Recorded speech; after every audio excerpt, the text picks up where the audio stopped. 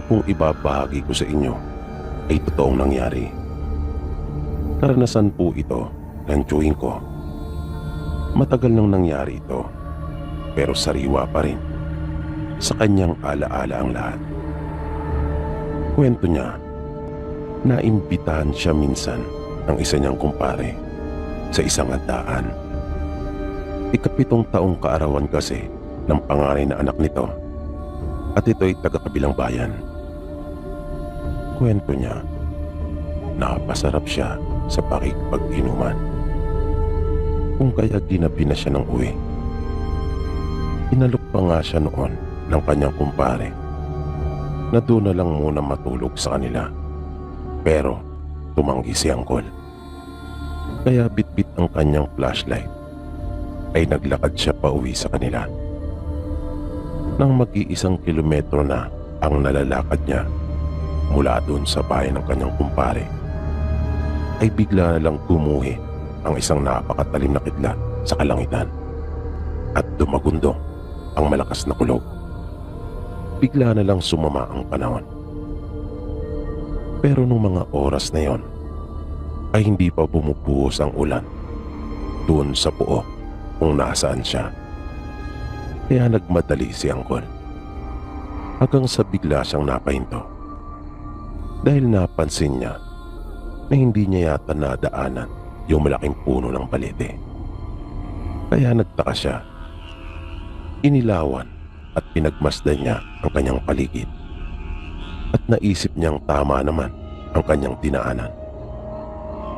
At muli na namang gumuhit ang kidlat at nasundan ng malakas na kulog. Kaya nagpatuloy na siya. Inisip na lang niya na baka nadaanan na niya yung malaking puno at hindi lang niya siguro napansin kanina. Makaraan ng ilang minuto pang paglalakad ay napahinto muli siya dahil bumungat sa kanya ang mga nityo at mga krus na tanda. Kaya dahan-dahan niyang iginala ang kanyang paningin. Bigla siyang kinilabutan. Laking pagtataka niya kung bakit naroon na siya sa sementeryo. At nang tatalikod na siya upang bumalik, ay nagulat siya ng tamaan ng liwanag ng kanyang flashlight ang makapal na halamanan at nagtataas ang mga talahib. Bakit nawala na yung daan? Naitanong niya sa kanyang sarili na sandaling panahon pa lamang ang nakakalipas at kakadaan pa lamang niya doon. Dito na siya nagsimulang utuban ng hindi maganda. Hindi siya kumilos sa kanyang kinatatayuan at hinawakan na ang kanyang itak. At nang may narinig siyang mga kaluskos, ay agad na niya iyong binunot.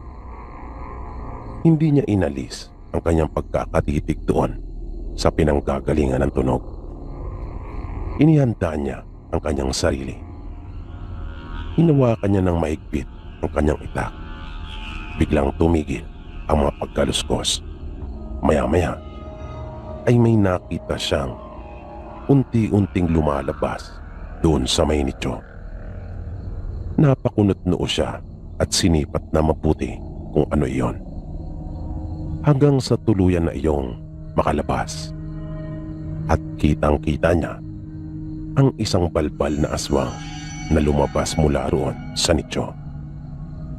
Agad niyang sinigawan ito at nagpanggap na kaanak niya yung bagong libing doon.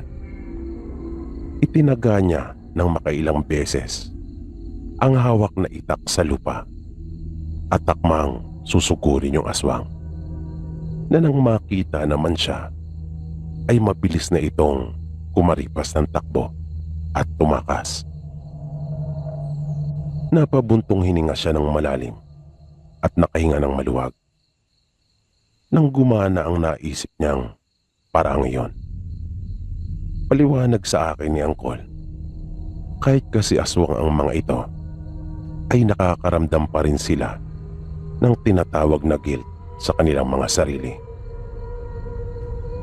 Kaya nang magpanggap siya na kaanak yung bangkay na nilalantakan ng balbal, ay mas pinili nitong tumakas kesa ang sugurin siya. Pero kung hindi niya yon ginawa, may posibilidad na lumaban ito. Kahit pa sabihing mga patay lang ang kanilang kinakain. Dahil sa pang-aabala niya at pagpigil sa ginagawa nitong pagkain. Naramdaman kasi nito ang kanyang presensya kung kaya tumigil at lumabas ng nicho. At matapos iyon ay biglang nagbago ang paligid. Nang lingunin niya ang kanyang likuran ay naroon na at nakita niyang muli yung daan na napailing na lamang si Angkol at nasabing bakit hindi daw niya kaagad nakita iyon kanina. Na iniisip pa rin niyang normal lang ang lahat at namamalikmata lamang siya. Ibinalik niya ang kanyang itak sa lalagyan nito at kanya na sanang tatahakin yung daan na iyon para makabalik sa tamang daan para makauwi na sa kanila, ay bigla na lang may sumulpot na liwanag sa kanyang harapan na mga 2 dipa lamang ang layo mula sa kanya. At may narinig siyang tinig. Boses iyon ng isang dalaga at narinig niyang nagpasalamat ito sa kanya. At doon na naunawaan ni Angkol ang lahat ng kanyang mga naranasang kababalagan nung gabing iyon. Matapos ang mga pangungusap na nagmula sa liwanag, ay bigla na rin iyong naglaho. Umuwi na si Angkol at kanya namang narating ng payapa ang bahay nila.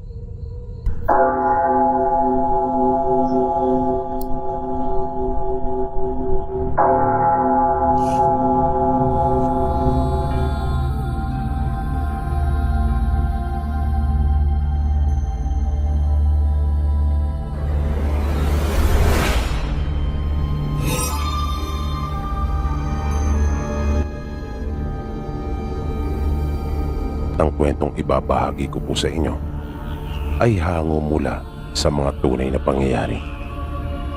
Totoo pong lahat ng isasalaysay ko at ito ay naganap. May 3 dekada na rin siguro ang nakalipas. Naikwento ito sa amin ng nanay ko. Doon sa probinsya nila noon sa Samar ay may dumating na isang lalaki sa kanilang baryo. Matipuno ang pangangatawan nito at may kapansin-pansing kakaiba sa kanya. Nagtataka ang mga tao dun sa kanila kung saan ito natutulog kapag gabi. Basta tuwing umaga ay nakikita nila itong nagpapagala-gala sa lugar nila. At kung minsan naman ay nakaupo lang doon sa may maliit na tindahan ng kababaryo nila na tawagin na lang natin sa pangalang Aling Bebang. Wala naman daw maglakas loob na magtanong sa lalaki kung taga saan ito at kung ano ang pakay niya sa kanilang lugar. At ang nakikita nilang kadalasan nakakausap nito ay ang mga bata. Nang 2 araw na nung lalaki doon sa nayo nila, ay nagulat silang lahat nang mamatay ang isa nilang kababaryo na si Aling Merced. Kilala si Aling Merced sa kanilang lugar. Isa kasi ang angkan nito sa mga kauna-unahang nakatira doon. Sila rin ang may malawak na lupain at matulungin ang pamilya ng mga ito sa mga nangangailangan. Kaya marami ang nagdalamhati sa biglaang pagkawala nito. Normal lang naman at karaniwan yung mga biglaang namamatay dun sa kanilang lugar. Pero ay kinatakot ng mga taga roon sa kanila ay yung hindi pangkaraniwan itong pagkamatay na hinala kaagad ng marami. Hindi karaniwang tao ang gumawa nito. Dahil doon, kung kaya naging listo at mapagmatsyag bigla ang mga tao dun sa kanilang lugar. At nasundan pa ang mga namatay sa kanilang baryo. Sumunod naman ang isa pang babae na tindera ng kakanin at matapos iyon ay si Mang Dado na na kilalang panday doon sa kanilang nayon.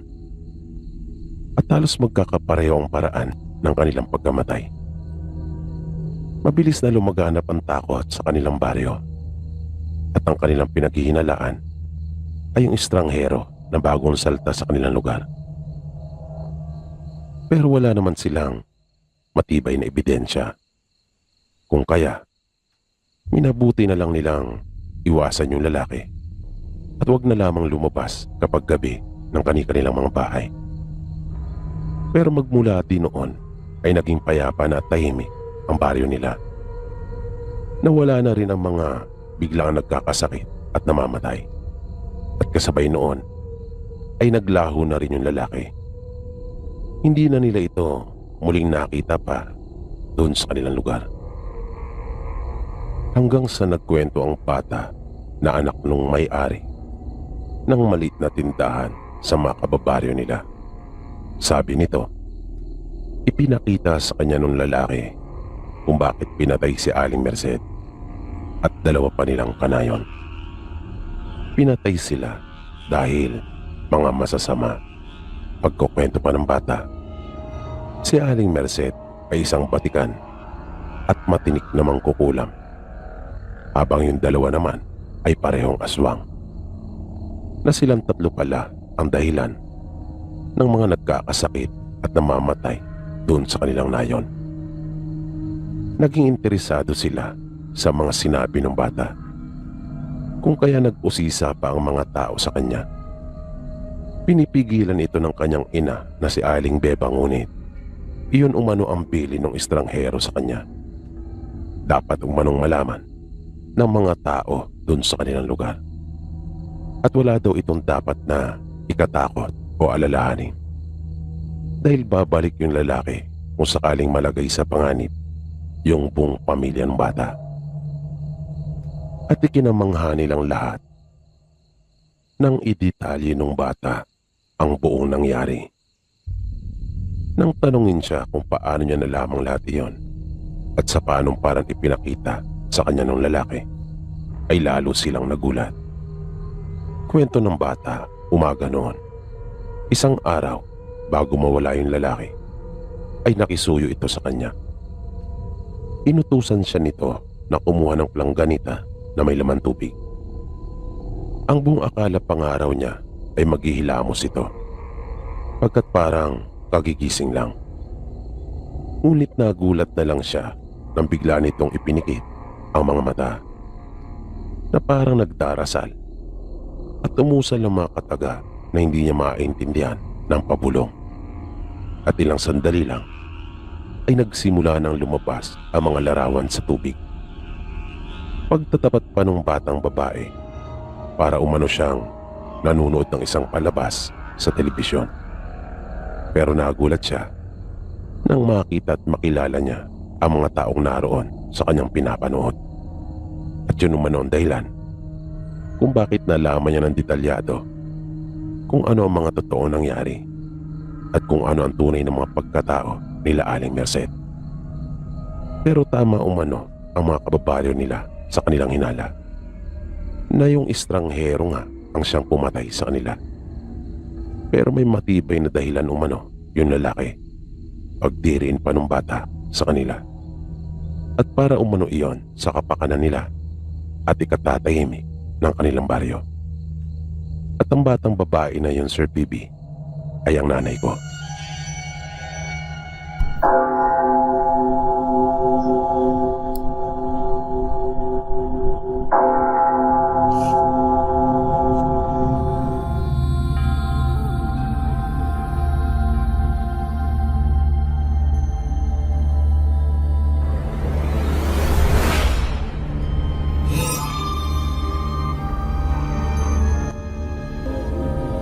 Sumulat po ako sa inyo para ibahagi yung kwentong nalalaman ko. Bali karanasan po ito mismo ng tiyahin namin. Naitago na lang natin sa pangalang Marites. Ayon po sa kanya, 17 anyos siya na mangyari ito.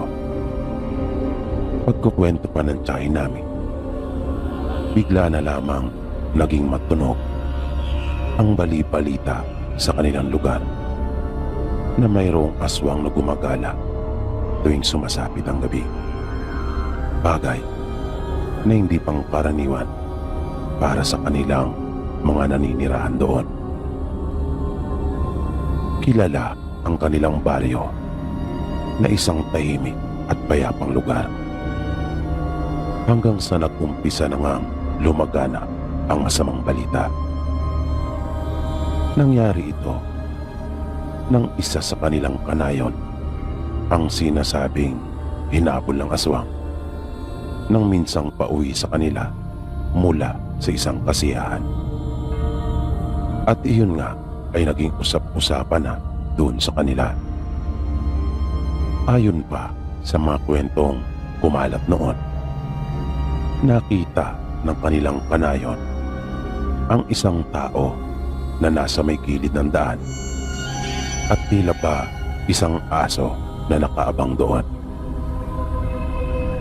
At dahil sa nakainom ang kanilang kanayon, kung kaya lakas loob itong dumiretso at kanya lamang binaliwala iyon, na hindi naman niya naisip na isa pala iyong panganib para sa kanyang buhay.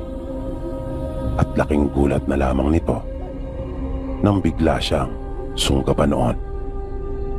Buti na lamang at nagawa pa niyang makaiwas at mabilis na nakatakbo.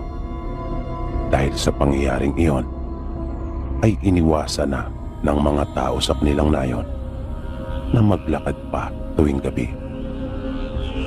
Magkagayon pa man, hindi pa rin natigil ang mga nangyayaring kababalagan sa kanilang lugar, na ang kadalasan namang nagiging biktima ay yung mga buntis. Marami sa kanilang mga kanayo noon ang nakunan. May mga pagkakataon ding may mga kababaryo sila ang bigla na lamang nagkakasakit at kalaunan ay namamatay. Kaya kahit pa iniiwasan nilang lumabas ng kani-kanilang bahay ng mga alanganing oras, ay hindi pa rin sila ligtas sa panganib na dulot ng napapabalitang aswang sa kanila. Hanggang sa maranasan mismo ng tiyahin namin at ng kanilang pamilya yung nakakakilabot na bangis ng aswang.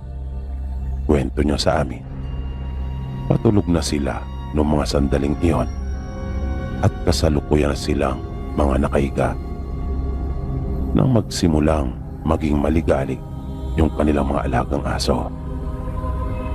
Nang mapansin ng tiyahin namin yon, ay kinilabutan na siya kaagad at kinutuban na ng hindi maganda. Narinig niya ang kanilang mga magulang na bumangon at inutusan silang kumuha ng mga pagakay na kanilang pinatulis. Dali-dali naman silang sumunod na magkakapatid.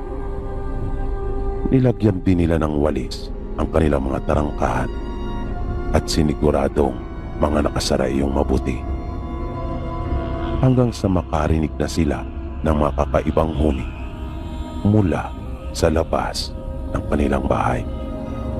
Kung kaya, mas lalo pang tumibay yung kutob nilang sila na ang punteriya ng aswang.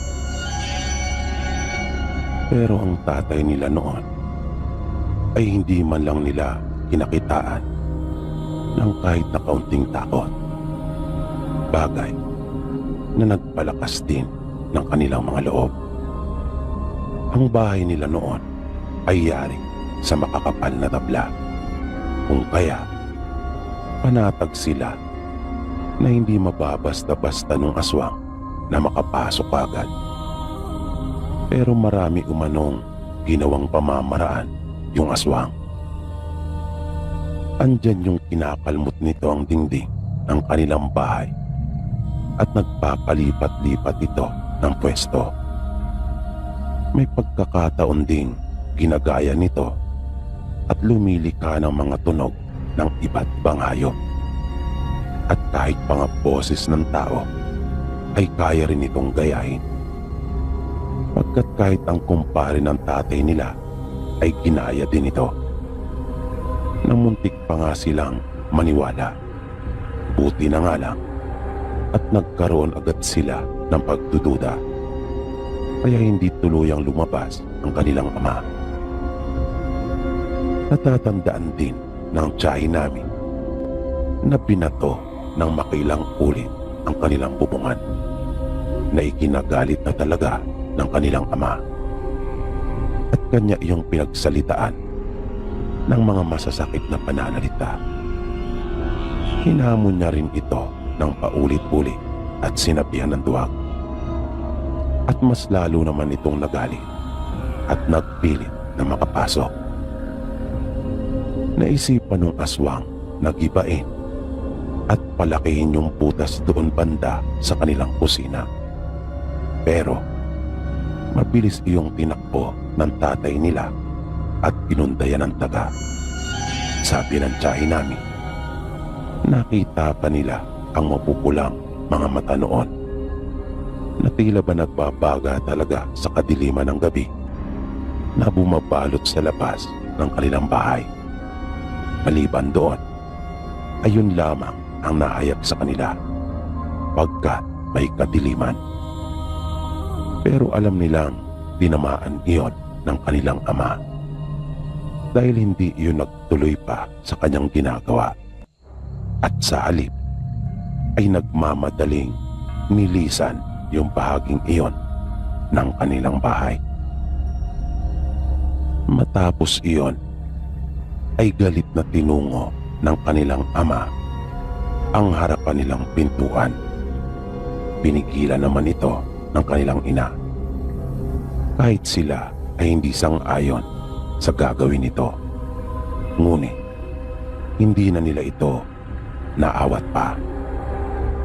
Sinabi na lang nito sa kanila na intindihin na lamang nila yung kanilang mga hawak na bagakay at sino mang pumasok sa kanilang pintuan ay kanila kaagad natusukin.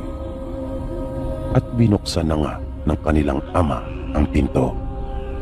Nagtago naman sila sa magkabilang gilid at hinawakang mabuti yung kanilang mga bagakay.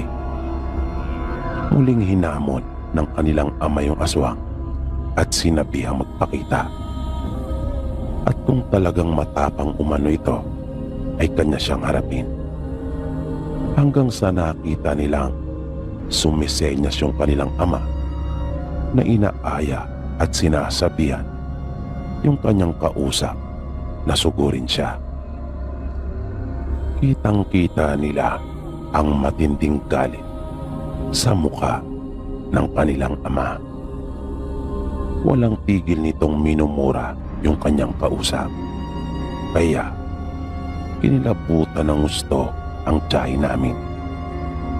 Dahil naisip niyang sa paraan ng pakikipag-usap ng kanilang ama ay tila ba ilang hakbang lamang ang layo ng aswang sa kanila. Nagkatinginan silang magkakapatid, pati na ng kanilang nanay. Inihanda nila ang mga sarili. Matinding kaba na ang nararamdaman nila nung mga oras na iyon, kwento ng tiyahin namin. Dahil naisip nilang anumang oras ay maaari na iyong sumugod at sunggapan ang kanilang ama. Pero makaraan pa ang ilang sandali ay narinig nila ang kanilang ama na tinutuya yung aswang at sinasabihan ng duwag at walang kwenta. Palatandaan iyon na hindi nadaig yung tinatawag na udom ni tatay ng aswang. At kusa na ring umalis yung aswang. At doon palang umalis sila nakahinga ng maluwag. Pero ang hindi nila alam ay mas malala pa pala ang kanilang sunod na mararanasan. Dahil ng sumunod na gabi ay hindi lamang isa ang sumugod sa kanila. Tila isang buong angkan ang dumagsak sa lupang kanilang nasasakupan. Nasabi pa nga ng tiyahin namin, aakalain mo raw talaga na sila ay magpapaani. Pagkat hindi bababa sa 15 ang bilang ng mga ito na nakasuot ng karaniwang pasuotan na ginagamit noon sa pagkaani. Buti na lamang at naipamalita nila sa kanilang mga kanayon ang ukol sa nangyari noong nagdaang gabi. Kung kaya, may ilan silang mga kamag-anak at kaibigan na naroon sa kanilang bahay noong mga oras na iyon. Katatapos lang nilang maghapunan nang dumating ang mga ito at kasalukuyan nagtatagay ang tatay nila kasama ng ilan pang mga kalalakihan. Kaya nang mapansin nila ang pagdating ng mga ito ay napatayo silang bigla at mabilis na hinagilap ang kanilang mga itak, habang yung iba naman sa kanila, kabilang na ang mga kababaihan, ay yung mga bagakay na pinatulis ang kanilang inakuha. At hindi tulad nung nagdaang gabi na isinara nilang mabuti ang kanilang mga tarangkahan. Sila ay lumabas, hawak na ang kanilang mga bagong hasa na itak at mahabang kawayan. Tila nagulantang naman ang mga bagong dating at lupang hindi nila inaasahan ang kanilang madaratnan. Hindi nila akalaing paghahandaan din pala sila ng magkakanayon. Pero saad ng tiyahin namin, nung mga sandaling iyon, ay kinakabahan talaga sila ng kanyang mga kapatid at ina. Gayon din ng iba pang mga kababaihang naroon noong mga sandaling iyon. Pero pilit nilang pinaglabanan at nakaramdam sila ng lakas ng loob at seguridad dahil na rin sa tapang na ipinakita ng mga kalalakihang nangunguna. Sabi pa nga ng tiyahin namin, iba daw talaga kapag nagkakaisa, na kahit pa matinding takot ay kayang-kayang mapagtagumpayan. Noong mga pagkakataon na iyon ay wala umanong nangyaring pag-uusap, tanging pagpapakiramdaman lamang umano, na tila ba naghihintay kung sino ang unang gagawa ng hakbang. Pag-aamin pa ng tiyahin namin, nakakatakot daw talaga yung mga ayos at itsura nila. Pero paglilinaw niya, mga nasa anyong tao naman silang lahat. Yun nga lang, kakaiba talaga yung pagkamabalasik ng kanilang mga mukha. At kapansin-pansin din yung bahagyang pagbabago ng mga iyon. At may hawak-hawak din ng iba sa kanila na mga itak. Makalipas ang ilan pang minutong pagpapakiramdaman, ay nakita na lang nilang unti-unti nang umatras at nag-alisan ang mga ito. Bagay na ikinatuwa naman umano ng tiyahin namin at ng iba pang naroon.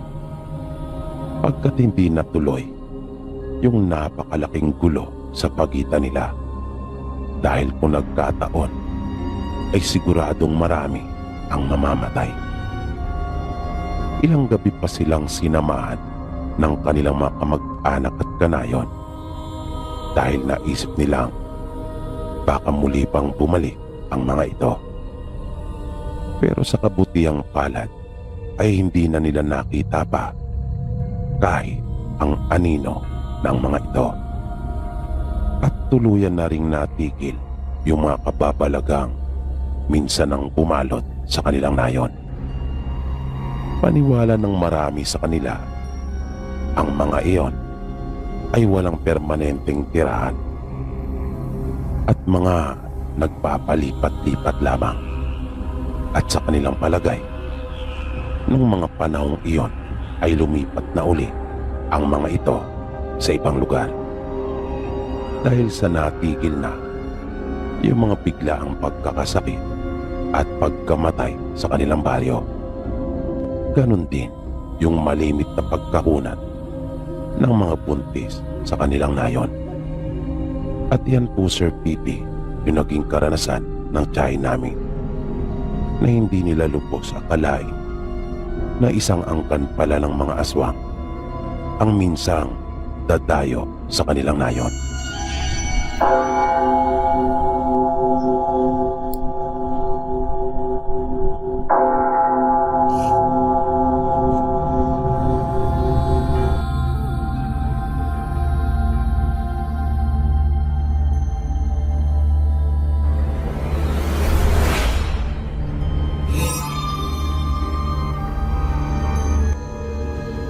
Naengganyo akong sumulat sa inyo para ibahagi yung karanasan ng kapatid ng mama ko.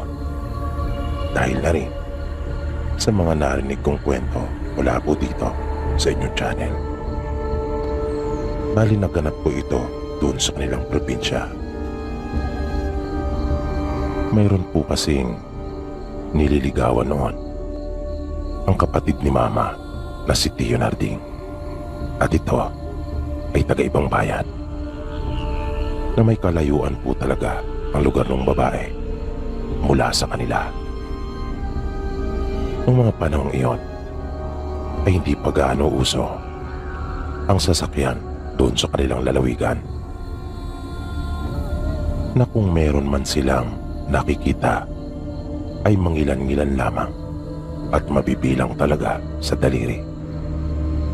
At wala pang mga pampasahero noon, pawang mga pribado lamang, kung hindi naman ay mga truck na ginagamit sa pagdi-deliver ng iba't ibang produkto. Kaya ang tao noon sa kanila ay sanay talaga sa malalayong lakaran, kung minsan naman ay kalabaw o di kaya'y kabayo ang kanilang sinasakyan. At ang kapatid ni mama ay may inaalagaang kabayo noon. Paalaga ito sa kanya ng kanilang tiyuhin. At iyon ang kanyang ginagamit sa panliligaw. Ayon sa kwento ni Tio Narding, nang minsan siyang magpuntang muli sa bahay ng kanyang nililigawan, ay may nakasabay siya na taga roon lang at kababaryo ni Mila. Ito yung dalaga na kanyang pinopormahan. Anong huli ay nalaman pa niyang magkababata pa ang mga ito. Nang dumating siya ay hindi naman na nagtagal pa yung lalaki. Umalis din daw ito kagad. Natinanguan lang daw siya nito nang siya ay makita na naninigarilyo sa labas. Gumanti lang naman daw siya ng ngiti dito at kanya pang initian bilang pagpapakita na hindi siya galit. At hindi naman talaga iyon binigyang pansin ni Tio Narding.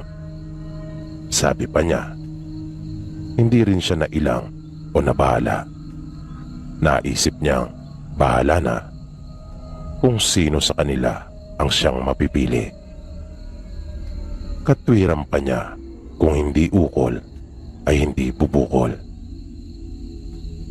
na ang ibig niyang ipakahulugan kung hindi para sa iyo, kahit anong pagsisikap at pagpupumilit mang gawin ay hindi talaga mapapasa iyo.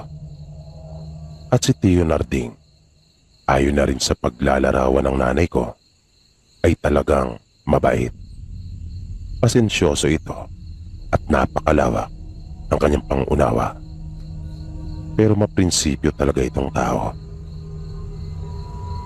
Pumasok na siya sa bahay at bumati ng isang magandang gabi sa mga naroroon. at nag-usap na sila ng kanyang nililigawan. Nang magpaalam siya ay gabi na. Hindi nga tiyak ang eksaktong oras nung mga sandaling iyon. Pero ginabi na talaga siya ng gusto. Dahil sa napasarap ang kanilang naging pag-uusap. Wala namang problema. Dahil sa may dala naman siyang flashlight. At sanay na rin naman itong lumakad ng gabi.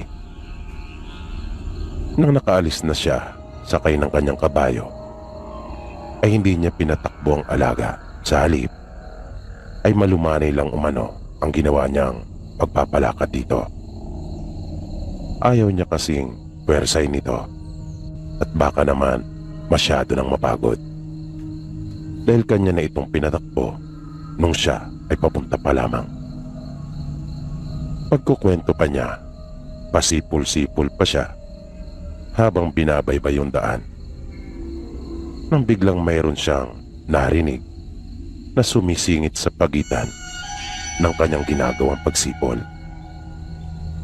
Pero nagpatuloy lang umano siya at hindi nagpahalata. Ngunit medyo hininaan niya ng kaunti yung kanyang pagsipol. Nais niya kasing masiguro kung tama nga ba ang kanyang narinig. Dahil parang huli talaga iyon ng aswang. At sa ikalawang pagkakataon, ay muli nga niya iyong narinig. At hindi nga siya nagkamali. Huli nga talaga iyon ng aswang. Dahil doon, ay naging mas alerto pa siya. Aminado siyang nakaramdam din ng kaunting kaba pero hindi siya nagpadaig sa takot na kanyang naramdaman. At habang nagpapatuloy siya, ay napapansin niyang sumusunod iyon sa kanya. Kaya naisip ni Leonarding na talagang siya ang pakay nito at hindi basta napadaan lang. Ipinagpatuloy pa rin niya yung kanyang pagsipol habang patuloy na naglalakad yung kanyang kabayo. Patay mali siya lang siya. Pero nakahanda na sa anumang pwedeng mangyari.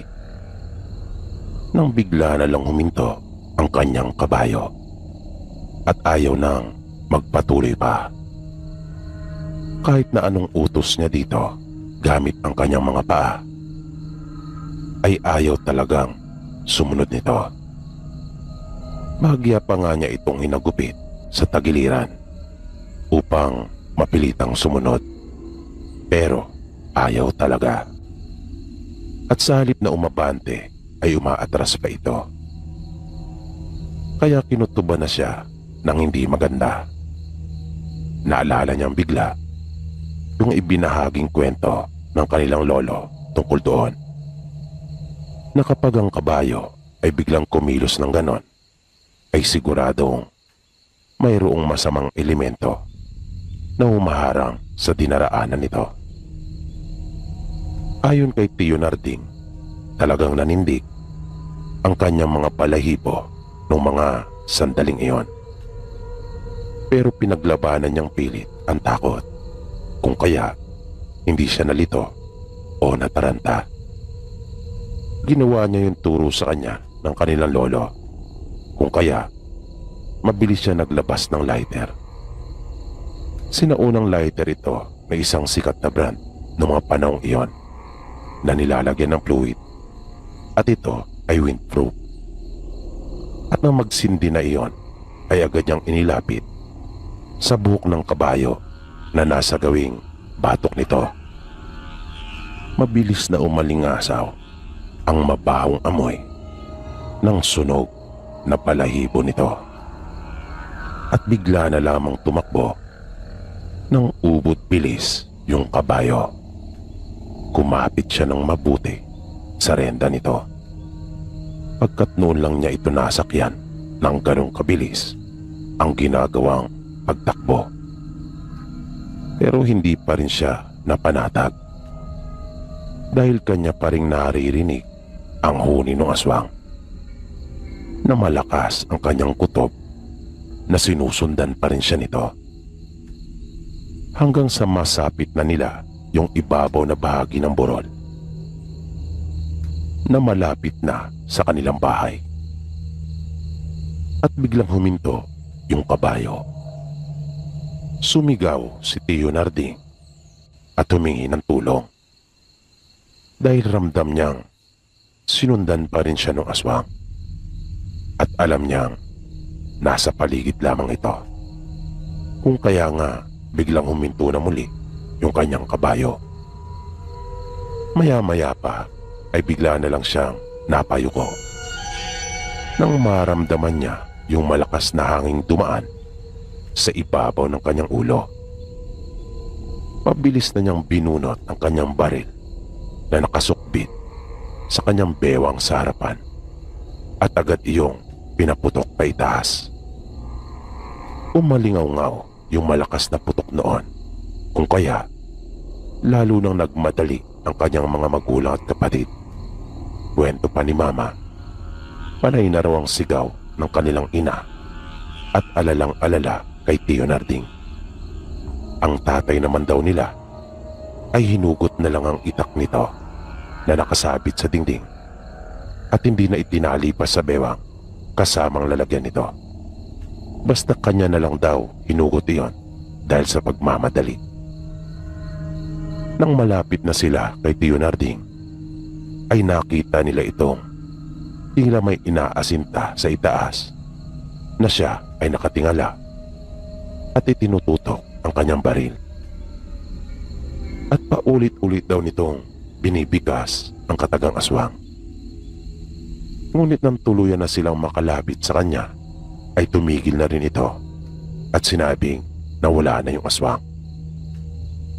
Nang nasa bahay na sila, ay ikinuwentong lahat ni Tio Narding ang nangyari at kung paano siya sinundan ng aswang.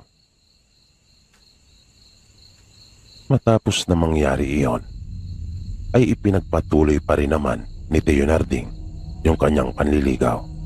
Yun nga lang, ay lagi na siyang may mga kasama sa pagpunta roon. Kung minsan nga, maging ang kanyang ama ay sumasama. Hanggang sa mapasagot na ni Tio Narding si Tia Mila at kalaunan ay namanhika na sila. Nagkatuluyan sila ni Tio Narding. Nung huli ay nalaman nilang yung kababata ni Tia Mila na karibal ni Tio Narding ang tumambang at tumabol sa kanya. Hindi ito tinanggap ni Tia Mila at ng kanyang mga magulang dahil sa kilalang aswang ang angkan nito doon sa kanilang lugar. Dahil naman doon ay sinisinimando ang kanyang ina, bunga ng kanyang pagkakabigo na mapaibig si Tia Mila. Dahil ang kanilang ina umano ang dahilan ng kanilang pagiging aswang. At dahil doon, kung kaya lahat ng kanyang ligawan ay hindi siya tinatanggap. Si Mando ang siyang naging karibal noon ni Tio Narding. At ito rin yung pinaniniwalaan nilang aswang na nanambang at humabol sa kanya. Usap-usapan pa sa baryo nila Tia Mila na bigla na lang namatay ang nanay nila Mando at kasabay din noon yung kanyang pag-alis sa kanilang lugar. Kaya hinala ng marami, ito ang dahilan kung bakit namatay ang kanyang ina, na mayroon itong ipinakaing kontra sa matanda, kung kaya bigla itong nagkasakit at namatay. Matapos mamatay ang kanilang ina, ay isa-isa na ring nagsialisan ang mga kapatid ni Mando doon. At mula noon, ay natahimik na ang kanilang baryo. Dati-rati kasi ay lagi na lang may mga nangyayaring kababalagan at palagi may mga nagkakasakit ng biglaan at namamatay. Bukod pa sa mga nararanasan nilang pagpapakita mismo ng aswang na nag-iiba-iba ito ng anyo. At iyon na nga, nang tuluyan ng mawala doon ang pamilya nila Mando, ay natahimik na ang kanilang baryo. At hindi na rin sila nakakakita pa ng mga hayop na may pambihirang laki kaysa sa karaniwan. at natigil na ang mga hindi maipaliwanag na pagkamatay ng kanilang mga kababaryo.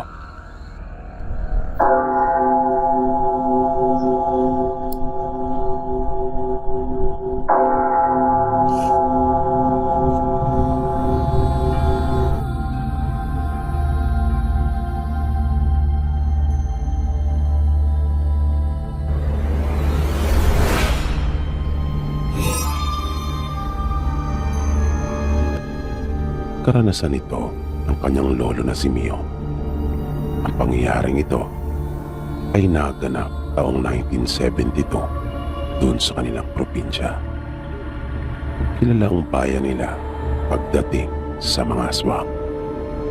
Lalong-lalo na nung mga panahong ito kung saan ay laganap talaga ang mga pangyayari na kinakasangkutan ng mga aswang. Katunayan, doon sa kanilang baryo, halos lahat ng mga tao kapag umaalis ng bahay ay may dalang bayong at nakapaloob sa bayong ang kanilang sandata laban sa mga aswang.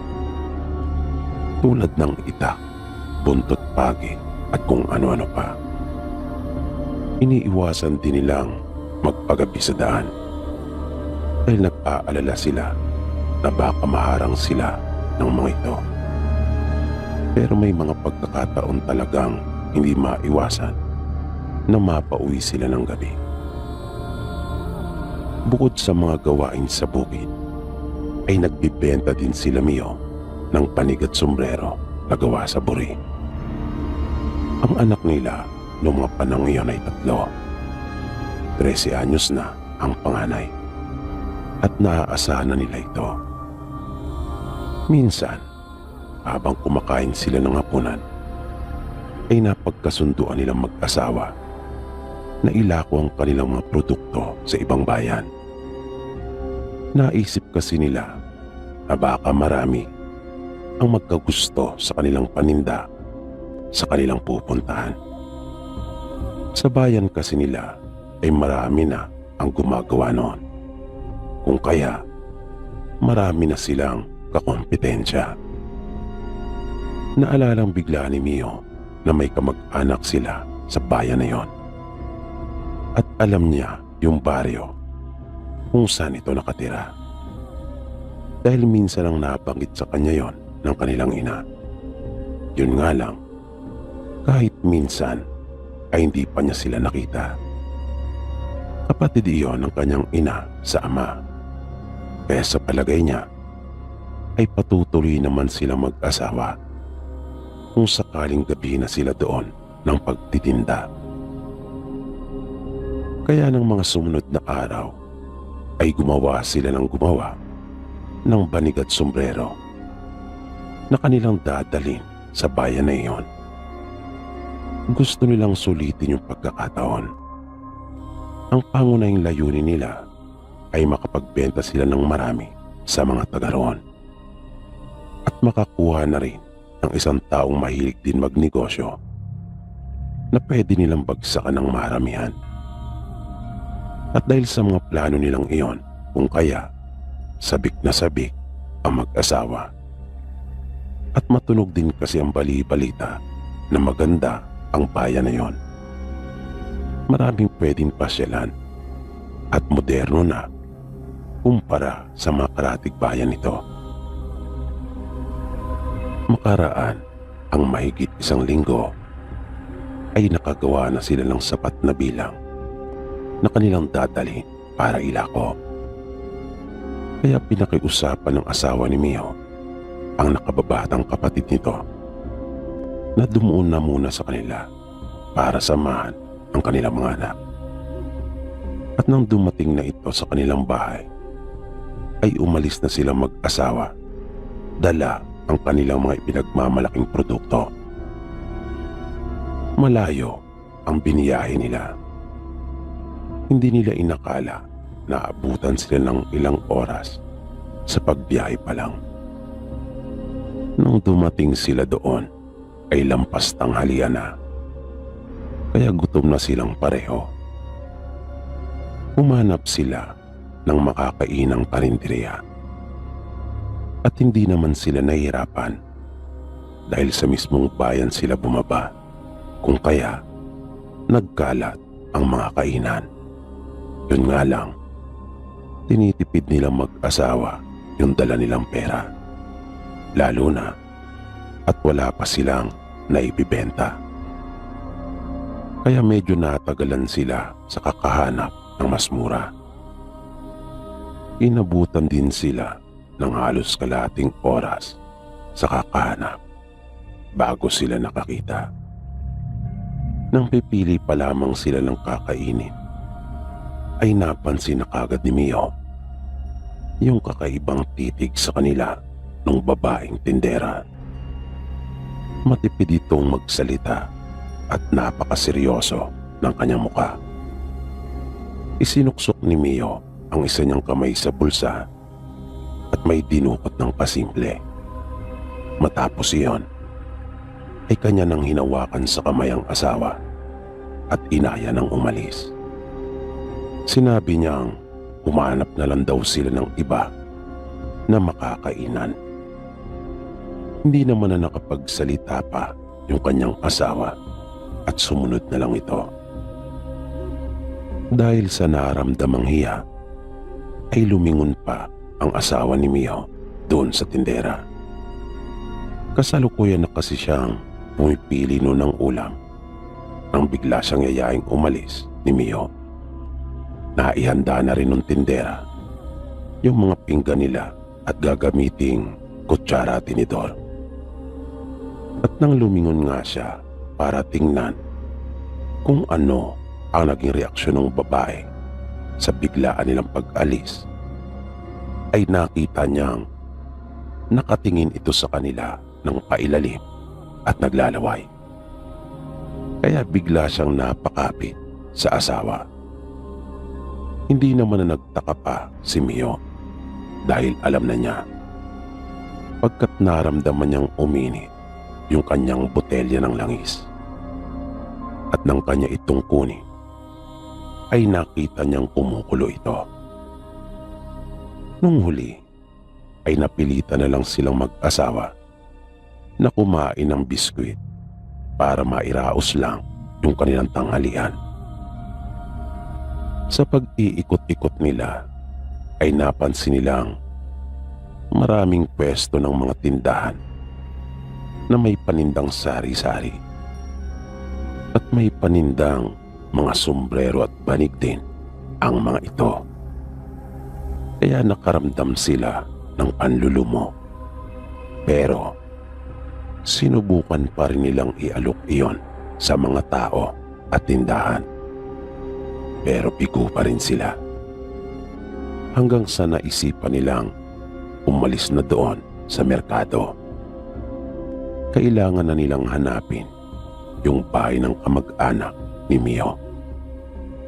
Dahil nag-alala sila na baka abutan pa ng dilim sa daan. Lalo na nga at nalaman nilang hindi rin pala iba sa bayan nila ang kanilang napuntahan, na mukhang pinamumugaran rin ng mga aswang. Nang makalabas na sila sa pamilihan, ay may nakasalubong silang isang matandang lalaki at agad itong lumapit sa kanila. Bungad nung matanda, matagal na raw siya naghahanap ng sombrerong tulad sa kanilang paninda ang pagkakayari. At gusto raw niya ang materyales nito. Gusto daw talaga niya ang buri. Kaya agad itong nagtanong kung magkano. Natuwa naman ang mag-asawa sa matanda. Sinabi pa nilang buena mano nila siya. Kaya ibinigay lang nila ang sombrero sa tamang presyo. Nang makabili ang matanda, ay sinamantala na rin ni Mio na magtanong kung saan matatagpuan yung baryo ng kamag-anak niya. Pero nang banggitin ni Mio ang pangalan ng baryo, ay hindi kagad nakasagot yung matanda. At para bang bigla itong napaisip ng malalim. At sa halip na sagutin ang tanong niya, ay siya naman ang tinanong nito kung ano ang kanilang gagawin doon na mag-asawa. Kaya sinabi nilang doon muna sila makikituloy, pagkat alanganin ng umuwi pa sa kanila at kulang na rin yung kanilang pamasahe sa sasakyan. Kaya susubukan pa raw nilang makabenta sa kinabukasan. Sinabi nung matanda na baka makabenta pa sila habang nasa daan papunta sa baryo ng kamag-anak ni Mio, at itinuro na nito yung direksyon sa kanila. Pero bago pa sila tuluyang maghiwalay, ay sinabihan sila nitong mag-ingat, pagkat lubaraw delikado sa baryo na kanilang pupuntahan. Bigla namang kinilabutan ang asawa ni Mio na si Minda nang marinig ang sinabing iyon ng matanda. Sinabi niya kay Mio na umuwi na lang sila, pagkat parang ayaw na niyang tumuloy. Pero ang problema ay wala na silang masasakyan pa noong mga oras na iyon. Kaya wala ring nagawa ang asawa ni Mio. Nagpatuloy sila sa paglakad at nakabenta pa nga sila ng banig at sombrero. Sinabi pa nung huling bumili sa kanila na mas mainam pang ilako daw nila Mio ang kanilang paninda sa mga kanayunan kaysa sa bayan, dahil mas marami pa raw silang maibibenta. At itinuro pa nung babae yung direksyon kung saan sila dapat maglako, na siya rin namang direksyon papunta sa bahay ng kamag-anak ni Mio na itinuro nung matanda sa kanila.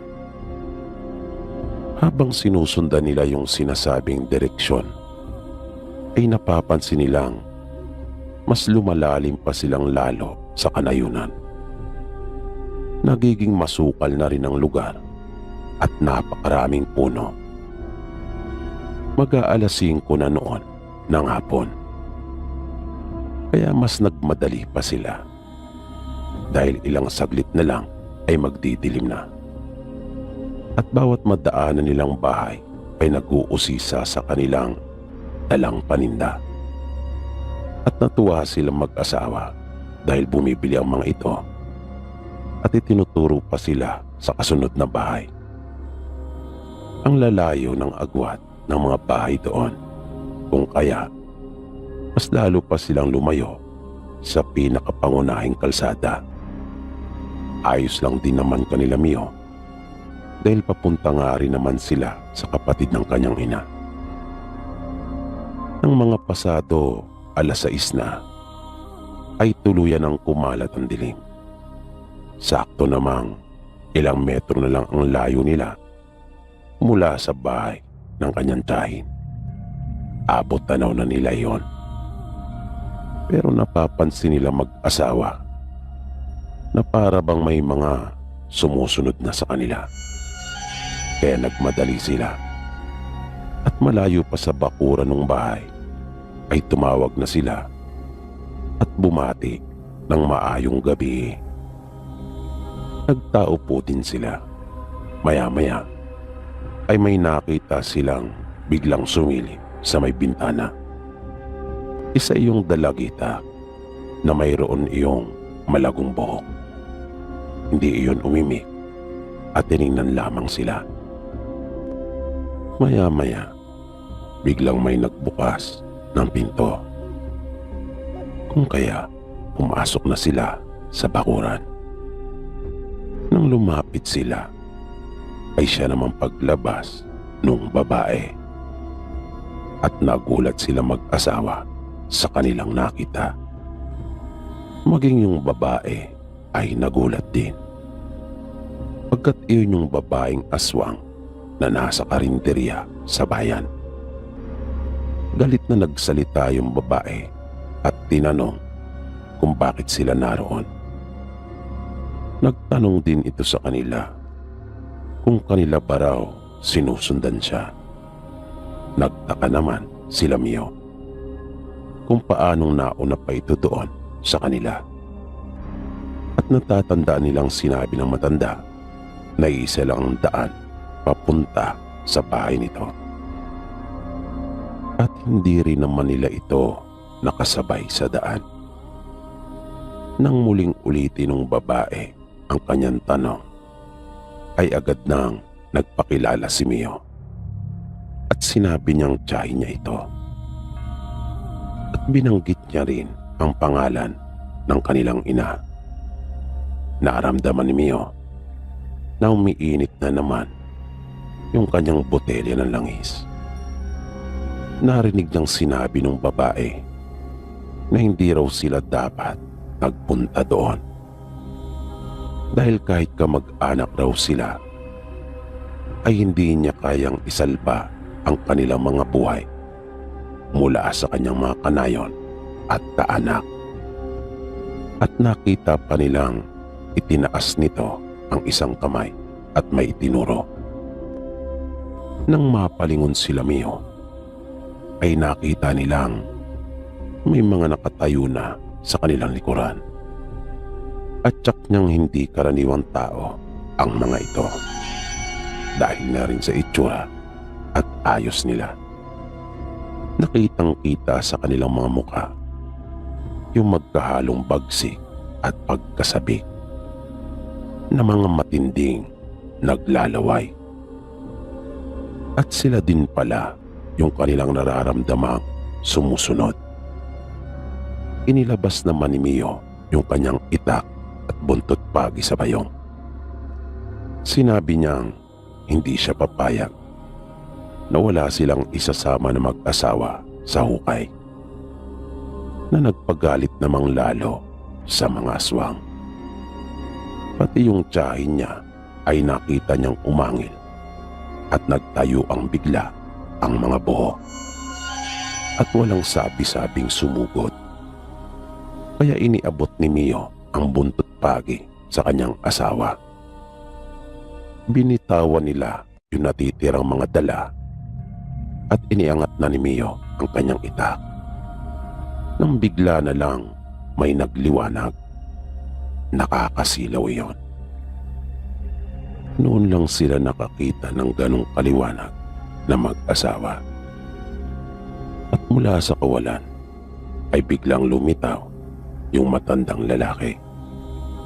Nauna nang bumili ng sombrero at parang asong nabahag ang buntot ng tiyahin ni Mio. Nakayuko itong nagmamadaling pumasok ng kanilang bahay. Maging yung mga aswang sa kanilang likuran ay nagsipulasang bigla. Takot na takot ang mga ito na nagmamadaling tumakbong palayo. Hindi naman makapaniwala sila Mio sa kanilang nasaksihan. Nagtaka sila kung sino yung matanda at bakit takot na takot sa kanya ang mga aswang. Nagpasalamat sila at nagtanong. Pero sinabi ng matanda na sapat nang nailigtas niya ang kanilang buhay. Mas mainam na raw na yun lang ang kanilang nalalaman tungkol sa kanya, na mahilig siya sa sombrero na yari sa puri. Sinamahan sila nito na makalabas sa baryo na iyon at may itinuro sa kanilang bahay na maaari nilang matuluyan. At sigurado daw siyang hindi sila nito tatanggihan. Inutusan sila nito na iyon ang kanilang puntahan. At iyon nga kanilang ginawa. At tama nga ang sinabi ng matanda. Dahil pinatuloy sila mag-asawa nung may-ari ng bahay. At doon sila pinagpalipas ng gabi. Simula noon ay hindi na bumalik pa sa bayang iyon sila Mio. Ikinuwento rin niya sa kanilang ina ang tungkol sa tunay na kalagayan ng kapatid nito.